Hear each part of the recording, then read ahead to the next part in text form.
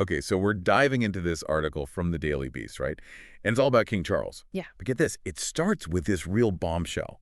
Like, it straight up says there's this, like, open secret among the British elite that Charles's reign, well, it might be shorter than everyone expects. Yeah, and that's huge. I mean, even if it's just whispers, this is a seismic shift. Think about it. Monarchies, they've always relied on this image of, the king or queen ruling for a long, long time. Stability, right? But with Charles's cancer diagnosis, things are different now. We're not just talking about one man's health anymore. This throws the whole future of the British monarchy up in the air way sooner than anyone planned. Yeah, it's like someone hit fast forward on the royal timeline or something.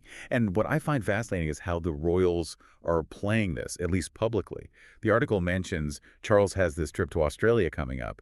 And even though they've had to scale it back a bit, it's still a pretty big statement. Oh, absolutely. It's totally strategic. It's them showing the world, like, hey, we see the situation, but don't worry, the crown's going nowhere. Remember, the monarchy, they live and die by public perception, projecting strength, stability, that's crucial, especially now. But behind the scenes, you can bet they're already prepping for a potential transition, and it might be sooner than anyone wants to admit.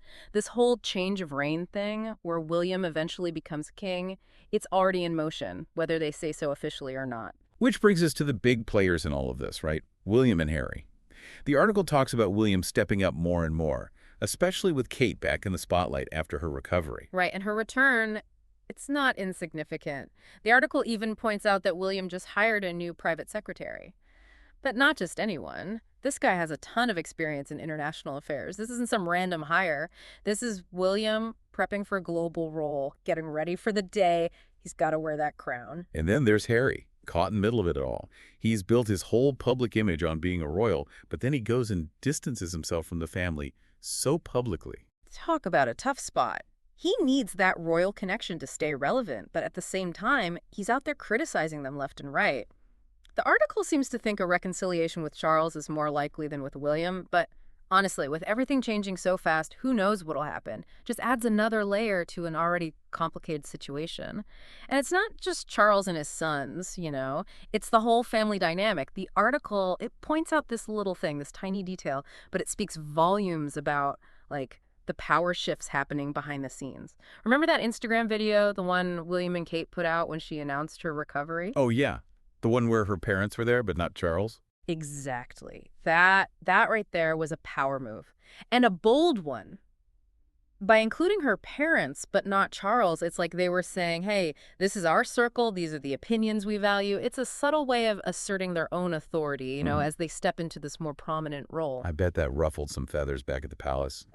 The old guard, the ones who live by tradition, they couldn't have been happy about that. Oh, for sure. Talk about shaking things up.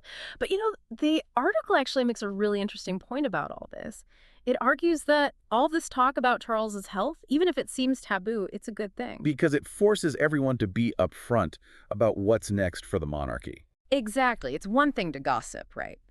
But this is about the future of a whole country. The monarchy, it's woven into the fabric of Britain. And this level of transparency, even if it's new and a little shocking, it shines a light on the big elephant in the room. So instead of pretending the king is invincible. Right. It's about being real. Acknowledging Charles's diagnosis, it makes the whole situation more human, more relatable. It forces everyone to confront this very real possibility that the transition, it's coming sooner than later. It's like instead of sweeping it under the rug, they're saying, okay, this is happening. How do we move forward? Yeah, and that honesty, even if it makes some people uncomfortable, it could actually be a really smart move for the royals, especially now. You mean with social media and the news cycle being what it is? Good luck keeping anything under wraps these days. Exactly. People see right through that now. More than ever, people value authenticity even from, kings and queens. This transparency, as weird as it might seem at first, it might be how they stay relevant, how they connect with the public in the long run. It's less the show must go on and more like let's be real about what's going on. And that kind of brings us to the heart of it all, right? We've been talking about like this whole power shift within the royal family, but what does it all mean for the everyday person in Britain? It's the big question, isn't it? I mean, the monarchy is so deeply rooted in British society, you can't really separate the royals from being British, can you? And with this possibility of a sudden transition, it really makes you wonder, are they ready for King William? It's like these two paths, right? You've got Charles representing tradition the old way, and he's facing his mortality. And then there's William and Kate, this picture of a modern monarchy, more global, just waiting in the wings. And don't forget Harry. We can't forget about Harry. The article, it suggests he's more likely to make peace with Charles. But with everything going on, how would that even work? How would the public see that? It's a lot to process, even for a country that's seen it all. This whole situation, it's like, what's the word? It's like holding up a mirror to Britain. All these whispers of change, this uncertainty, it reflects everything about them, their hopes, anxieties, what it means to be British right now at this point in history. It's wild, right?